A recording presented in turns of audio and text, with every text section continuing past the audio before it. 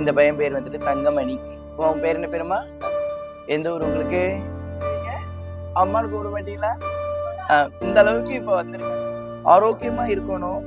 அடுத்தடுத்து வந்துட்டு எதுக்காக இங்க இவ்வளவு பையங்க இருக்காங்க, இவ்வளவு பெண்கள் இருக்காங்கன்னா, 9 மணிக்கு இங்க இருந்து எஸ்கேப் காணும்.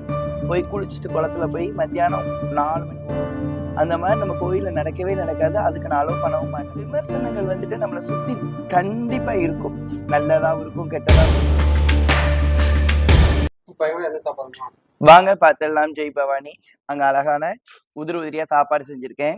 இங்க பாத்தீங்கன்னா ரொம்ப அட்டகாசமா கடலெண்ணெய் சேர்த்து கொண்டு வாத்தாங்க. கடலெண்ணெய் சேர்த்து முட்டை கிரேவி மாதிரி இருக்கும். இது முட்டை குழம்புன்னு சொல்லலாம், முட்டை கிரேவின்னு சொல்லலாம். இதுக்கு ஒரு கரண்டி கொடுத்துருங்க. அந்த மாதிரி பண்ணியிருக்கேன். வாங்க எல்லாரும் சாப்பிடலாம். வாங்க தங்கங்களா சாப்பிட வாங்க. எல்லாரும் எப்படி இருக்கீங்க? நல்லா இருக்கீங்களா? நீங்க எல்லாரும் நல்லா இருக்கணும்னு நான் நம்மகிட்ட பிரார்த்தனை பண்றேன். அந்த பிரார்த்தனைகள்ல கண்டிப்பா வந்துட்டு என் பிரார்த்தனை எல்லாம் நிறைவேறும். சரியா? இன்னைக்கு வந்து பாத்தீங்கன்னா இந்த பையன் பேர் வந்துட்டு தங்கமணி. உன் பேர் என்ன பேருமா? எந்த ஊர் உங்களுக்கு? விருதுநகர். தங்கமணி. அப்பா கிடையாது, அம்மா மட்டும்தான். அம்மாவுக்கு உடம்பு சரி கிடையாது. தம்பி அண்ணன் இருக்காங்க. அண்ணனுக்கு கொஞ்சம் மனநிலைகள் ஒரு மாதிரி. அப்புறம் வந்து இந்த பையனுக்கு வந்துட்டு நல்ல பையன், ஆனாலும் அப்படித்தான். ஆனா வந்துட்டு அங்க இருக்கக்கூடிய உறவுகள் வந்துட்டு கவனிக்க முடியல. ஏன்னா பையங்களை வந்துட்டு இந்த காலத்துல வந்துட்டு யாரு சொந்த பந்தங்கள் எப்படி கவனிப்பாங்க? கவனிக்கப்படுறது கிடையாது. அதனால இந்த யூடியூப் மூலத்துலதான் வந்துட்டு இந்த யூடியூப் பார்த்துட்டு இங்க போனா வந்து அடைக்கலம் கிடைக்கும்னு அவங்களோட உறவுகள் வந்துட்டு 10 நாளைக்கு முன்னாடி வந்து இங்க வந்து விட்டுட்டாங்க. நான் வந்து பையனை நல்லா பாத்துக்கிறேன். இப்ப வந்து இங்க இருக்கான். இங்க வரும்போது வந்து பாத்தீங்கன்னா அவன் எப்படி சாப்பிடுவான், அவன் எப்படி சிரிப்பான் வந்து புரியாது. ஆனா இப்ப அவனுக்கு எல்லாமே புரியுது. நல்லா சாப்பிடுறான், நல்லா தூங்குறான், எல்லாரையும் பேசுறான். இப்ப பாத்தீங்கன்னா அவன்கிட்ட கேட்டீங்கன்னா சொல்லுவான், என்னோட பேர் என்ன பேர் தங்கம்? என்னோட பேரு என்னை எப்படி கூப்பிடுவீங்க? என்னை அம்னாச்சின்னா கூப்பிடுவீங்க, அம்மான்னு கூப்பிட மாட்டீங்களா? இந்த அளவுக்கு இப்ப வந்திருக்காங்க. அடுத்தும் பாருங்க வந்துருவாங்க நல்லா. பாத்தங்க பிள்ளை. முட்டை இதுலயும் சாப்பிடு. இது புளிக்குழம்பு.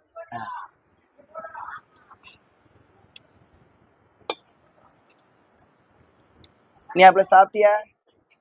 சரி வா. நான் இதை எதுக்காண்டி சொல்றேன் அப்படின்னீங்கன்னா, நம்ம வந்துட்டு நிறைய விஷயங்களை வந்துட்டு உள்வாங்கிக்கோங்க. இவங்க எல்லாருமே இந்த பிள்ளைகள்லாம் இங்கதான் படிக்கிறாங்க. இப்படி நிறைய கஷ்டப்பட்டவங்க நிறைய பேர் இருப்பாங்க. கஷ்டப்பட்டவங்க இருக்கவங்களுக்கு தான் நம்மளோட கோவில் வந்து அவங்களுக்கு ஒரு அடைக்கலம் கொடுத்து அவங்களுக்கு ஒரு நல்ல விஷயங்களை கற்றுக் கொடுக்கறதுக்கு தான் நம்ம கோவில்.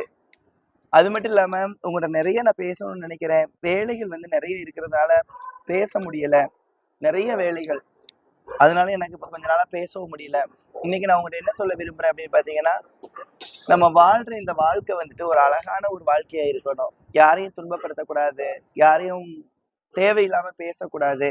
ஆனா நம்ம என்ன பண்ணிட்டு இருக்கோம் அப்படின்னு பாத்தீங்கன்னா, நிறைய பேரை தேவையில்லாம பேசுறோம், நிறைய துன்பப்படுத்துறோம். அப்படி இருக்கக்கூடாது. எல்லாருக்கும் பிடிச்ச மாதிரி இருக்கணுமா அப்படின்னு கேட்டா அதெல்லாம் இருக்க முடியாது. நம்ம மனசாட்சிக்கு பிடிச்ச மாதிரி, நம்ம மனசாட்சிக்கு உண்மையா நம்ம கண்டிப்பாக இருக்கலாம். அப்படி இருந்தா அது எந்த ஒரு குறைகள் இருக்காது. அதனால நம்ம மனசாட்சிக்கு எது சரியோ அது மாதிரி நீங்க பண்ணுங்க. நீங்க எங்க இருந்து பார்த்தாலும் சரி, நீங்க அம்மாவை நல்லா பிரார்த்தனை பண்ணுங்க. இன்னும் உங்களுக்கு நிறைய விஷயங்கள் வந்துட்டு நிறைய நல்லது நடக்கும். 2வது வந்து பாத்தீங்கன்னா, ஒருத்தவங்க வந்துட்டு யூடியூப்ல இருந்து கேட்டிருந்தீங்க. நான் ஒரு நாள் வந்துட்டு பாத்திருந்தீங்கன்னா, ஒரு பையனை வந்துட்டு ஒரு வேலையும் பாக்குறது இல்லை அப்படின்னு நான் கேட்டிருந்தேன். இது வந்துட்டு அவங்க வந்துட்டு கேட்டீங்க, திட்டுறீங்க அந்த பையனை அப்படின்னு கேட்டீங்க. இது எப்படி திட்டுறதுக்காகும்? இவ்வளவு பேர் இருக்காங்க. இங்க வந்துட்டு ஆரோக்கியமா இருக்கணும். அடுத்தடுத்து வந்துட்டு எதுக்காக இங்க இவ்வளவு பையங்க இருக்காங்க, இவ்வளவு பெண்கள் இருக்காங்கன்னா, கண்டிப்பா ஏதோ நம்மளால முடிஞ்ச வேலைகளை வந்து நம்ம கண்டிப்பா பார்க்கணும். வேலை பார்க்கறதுக்கு வந்து சோம்பரப்படவே கூடாது. இந்தாங்க அந்த எண்ணெய் கொஞ்சம் ஊத்திக்கிறது. வேலை பார்க்கறதுக்கு வந்துட்டு சோம்பரப்படவே கூடாது. 2வது வந்து பாத்தீங்கன்னா, ஒரு பையனுக்கு வந்துட்டு போன சனிக்கிழமை நினைக்கிறேன், நான் சாப்பாடு வைக்கல, வேற பிள்ளைகள் வச்சாங்க. ஏன் அந்த பிள்ளைக்கு வந்துட்டு ஒரு பையனுக்கு மட்டும் சாப்பாடு கொடுக்கல அப்படின்னீங்க.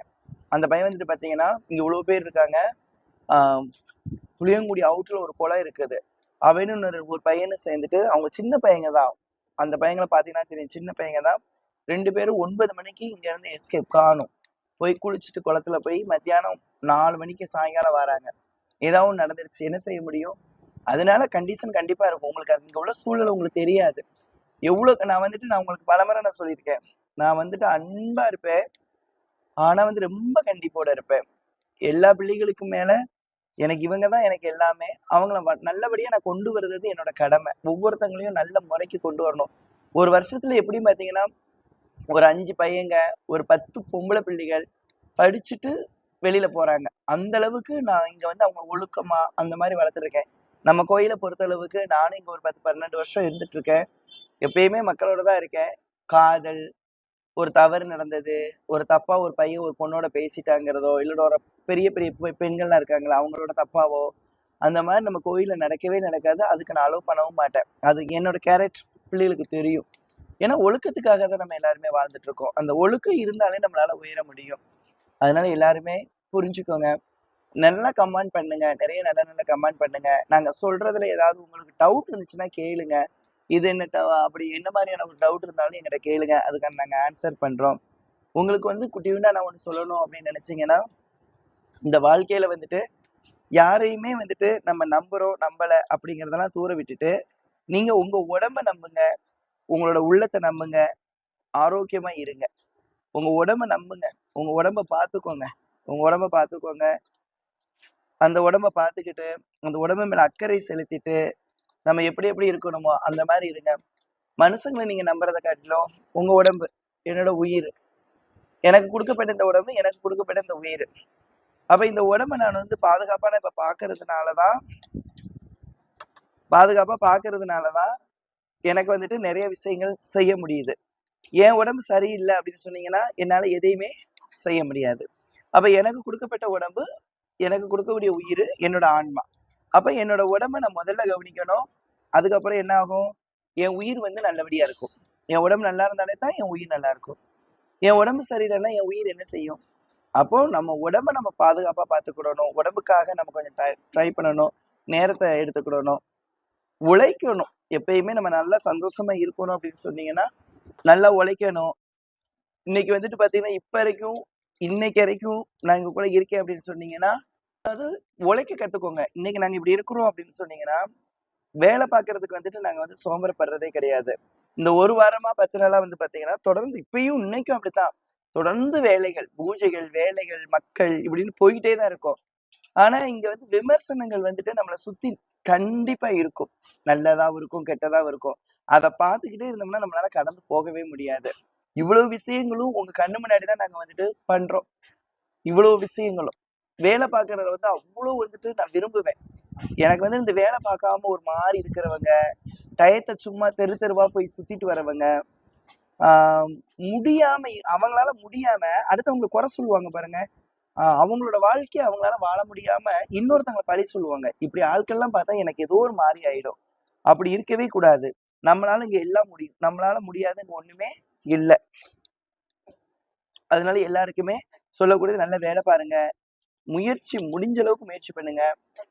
இன்னைக்கு கூட காலையில இருந்து பார்த்தீங்கன்னா, காலையில பூஜை முடிச்சுட்டு, அதுக்கடுத்து கோவில் பூஜை முடிச்சுட்டு, ஒரு ஃபங்ஷன் வீட்டுக்கு போயிட்டு, அதுக்கப்புறம் வந்து பார்த்தீங்கன்னா, ஒரு இடத்துல வந்துட்டு பசங்களுக்கு ஒரு வேலை இருந்துச்சு. அவங்க ஒரு ஒர்க் பண்ணிட்டு இருக்காங்க. அவங்களும் போய் அங்க போய் பார்த்துட்டு, இங்க 4 மணிக்கு வந்து, அதுக்கப்புறம் வந்துட்டு ரெஸ்ட்லாம் கிடையாது. 4 மணிக்கு வந்துட்டு சாப்பாடு செஞ்சு எல்லாம் முடிச்சுட்டு, இப்படி எல்லா வேலைகளும் பார்த்துட்டு, அடுத்து நாங்க தயாரா இருப்போம். ஏன் இப்படி தயாரா இருப்போம்னு சொல்றீங்கன்னா, நம்ம ஆரோக்கியமா இருக்கிறத காட்டிலும் உழைக்கிறதுக்கு எவ்வளோ நீங்க தயாரா இருக்கீங்களோ, இந்த பிரபஞ்சம் உங்கள நல்லா பார்த்துக்கிடும். நான் வந்துட்டு ஒவ்வொரு ஆள் மாரி, இங்க தான் கடவுள் இருக்காரு, அதுல தான் கடவுள் இருக்காரு. இந்த பிரபஞ்சத்தையே நான் கடவுளாக தான் நான் நேசிக்கிறேன். அப்புறம் கோவில் வச்சிருக்கீங்களேன்னு கேட்டுறாதீங்க. கோவில்ல வந்துட்டு நம்ம மனச வந்துட்டு ஒருநிலைப்படுத்தி அந்த இடத்துல அமைதிப்படுத்தி நம்மள அலங்காரம் பண்ணி சரிப்படுத்துறதுக்காக. நெறைய பேர் ஏன் இறைவன் நம்மள சோதிக்கிறான் அப்படின்னு கேட்கிறீங்க. இறைவன் சோதிக்கிறான்னு கேட்கிறீங்களே, இறைவன் என்ன சோதிச்சுட்டான்? இறைவன்லாம் சோதிக்கல. நம்மளே சோதிச்சுக்கிறோம். இறைவன் வந்துட்டு எல்லாருக்கும் மாரி தான் 2 கைகள் குடுத்தான். எல்லாருக்கும் மாரி உடம்ப குடுத்துருக்கான். எல்லாருக்கும் மாரி உயிரை குடுத்துருக்கான். எல்லாருக்கும் மாரி ஆன்மா குடுக்கான். உங்களுக்கு குடுக்கப்பட்ட உயிர் குடுத்தாச்சு. உங்களுக்கு குடுக்கப்பட்ட உடம்பு குடுத்தாச்சு. அதுல நீங்க தான் வாழ்ந்து பார்க்கணும். இறைவன் சோதிக்கிறாங்கிறது கிடையாது. நம்மளோட தேவைகளை சரிப்படுத்திக்கணும். நீங்களும் பார்த்துட்டு தான் இருக்கீங்க. எப்பயுமே வந்துட்டு பார்த்தீங்கன்னா, நாங்க வந்துட்டு கஷ்டம்னே சொல்ல மாட்டோம். கோயிலுக்கு வந்தவங்களுக்கு. கஷ்டங்கள்னே நாங்க சொல்ல மாட்டோம். கஷ்டம் இல்லாம எது இருக்கும்னு நினைக்கிறீங்களா? நிறைய கஷ்டம் இருக்கத்தான் செய்யுது. ஆனா கஷ்டம்னு என்னத்த சொல்றீங்க? அதெல்லாம் கடந்து வரணும். அதெல்லாம் ஒரு அனுபவம். இப்படிலாம் நீங்க இருக்கணும். நீங்க ஒரு முறையாவது அம்மா வேண்டுங்க. உங்களுக்கு குரூப்ல போட்டுட்டே இருக்காங்க. அம்மா உங்களுக்கு தொடர்ந்து வந்துட்டு அலங்காரத்துல வருவாங்க. நீங்க எங்க இருக்கீங்களோ அங்க இருந்துட்டே நீங்க பிரார்த்தனை பண்ணீங்களே உங்களோட காரியங்கள் வெற்றி ஆகும். வாழ்க்கை வாழ்வதற்கு தான் நிறைய உங்ககிட்ட பேச ஆசையா இருக்குது. இப்பயும் வந்துட்டு கொஞ்சம் வேலைகளாவது. அதனால மீண்டும் இன்னொரு பொழுது சந்திப்போம். எல்லாரும் சந்தோஷமா இருங்க. நோய் நொடி துன்பம் எல்லாம் தெய்வத்தை கும்பிடுங்க. முப்பெருந்தேவியர் அம்மா உங்க கூட வந்து நிப்பாங்க. அவங்க கண்டிப்பா உங்களை காப்பாத்துவாங்க. என்னோட ஆசீர்வாதம் உங்க எல்லாருக்குமே இருக்கும். எந்த சூழ்நிலைகளையுமே கவலை மட்டும் படாதீங்க. தாத்தாக்கா நின்னுட்டு எவ்வளவு செலவாச்சு? சரி வச்சிருங்களா. இவங்க வந்துட்டு பாத்தீங்கன்னா வந்துட்டு சரியில்லை. 3 பிள்ளைகள் பாருங்க அவங்க எப்படி இருக்காங்கன்னு. ஒரு நல்ல சாப்பிடவோ அவங்களுக்கு ஒரு தங்குறதுக்கோ சரியான வசதி இல்லை. அப்போ வந்து இவங்க வந்து பாக்குறாங்க இங்க போனா நம்ம பிள்ளைகளை காப்பாத்திடலாம், நம்ம பிள்ளைகளை பாத்துக்கலான்னு. முந்தானத்து வெள்ளிக்கிழமை, இதுக்கு முன்னாடி தினக்கிழமை, செவ்வாய்க்கிழமை வந்தாங்க. இந்த பையன் தான் வந்துட்டு இங்க வந்து இருக்க போறான். வா தங்க பிள்ளை. உன் பேர் என்ன பேரு? முருகன். 6ஆம் கிளாஸ் படிக்கிறான். ஸ்கூல்ல போய் இன்னைக்கு சேர்க்க போலிலன்னும் நாளை போவாங்க ஸ்கூல்ல சேர்க்கறதுக்கு. வேலைகள் நிறைய இருந்துச்சுன்னா இன்னைக்கு போய் ஸ்கூல்ல சேர்த்திருப்போம். இப்ப அந்த தாய் வந்து இனிய தாயா நினைச்சு விடுறாங்க, என் பிள்ளைய பாத்துக்கோங்கம்மான்னு. அவனுக்கு இனிமேல் நான் தான் அம்மா. இன்னும் 2 பிள்ளைகளை அவங்க வச்சிருக்காங்க. அந்த பிள்ளைகளை வளர்த்து என்கிட்டே விட்டுருவாங்க. நான் படிக்க வச்சு அவங்கள காலேஜ் போக வச்சு அவங்களை நல்லபடியா அழகிடுவேன். இப்படித்தான் ஒவ்வொருத்தவங்களோட கஷ்டத்தையும் நம்ம பங்கு போட்டுக்கிடணும்.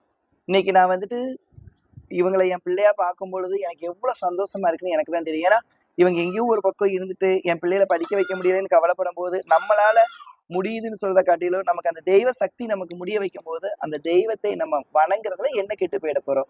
கண்டிப்பா அந்த பையனையும் படிக்க வைப்போம். இது மாதிரி எல்லா பிள்ளைகளையும் படிக்க வைப்போம். நீங்களும் எங்களுக்கு ஒரு உற்சாகம் கொடுங்க, உற்சாகம் பண்ணுங்க. சரிங்களா? சரிக்கா சாப்பிடுங்க. இது போல நிறைய நிறைய மக்கள், நிறைய கஷ்டப்பட்டவங்க எங்கெல்லாமோ நீங்க இருப்பீங்க. அவங்க வந்து அந்த மாதிரி இருக்கும் பொழுது நீங்க கேட்கலாம், அவங்க வந்துட்டு இல்ல எங்கேயும் அவங்க வந்து இங்க வந்து இருந்தவங்களோ இல்ல தங்கினவங்களோ இல்ல, கேள்விப்பட்டு இங்க வந்துட்டாங்க, நான் ஏத்துக்கிட்டேன். இதுதான் நம்ம அம்மா.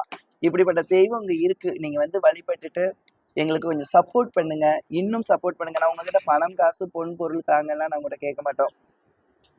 புரிஞ்சுக்கிட்டு இப்படிலாம் மனிதர்கள் இருக்காங்க, வாழ்க்கையில கஷ்டப்படுறவங்க இருக்காங்க, அவங்களுக்கு நம்மளால என்ன செய்ய முடியும் அப்படின்னு நீங்க செஞ்சீங்க. நீங்க தான் இறைவன். இன்னொரு பொழுது நம்ம கண்டிப்பா சந்திக்கலாம். ஜெய் பவானி.